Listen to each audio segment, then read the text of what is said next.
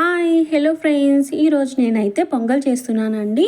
దీనికైతే గ్లాసుడు బియ్యానికి 3/4 గ్లాస్ పెసరపప్పు వేసి బాగా కడుక్కొని అందులో 5 గ్లాసులు వాటరు, పసుపు, ఉప్పు, మిరియాలు వేసుకొని కుక్కర్ పెట్టుకోవాలండి. దాన్ని 5 విజిల్స్ వరకు ఉంచుకోవాలి.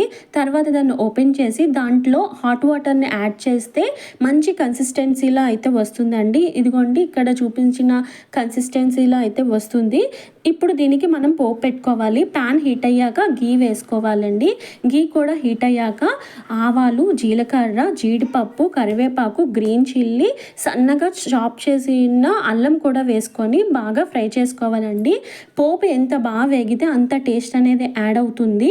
ఇప్పుడు బాగా వేగిన పోపుని అందులో వేసుకొని బాగా కలుపుకోవాలండి. అంతే, పొంగల్ అయితే రెడీ అయిపోయింది. దీనికి కాంబినేషన్గా చట్నీ కానీ సాంబార్తో కానీ తింటే చాలా బాగుంటుందండి. ట్రై చేయండి. Thank you.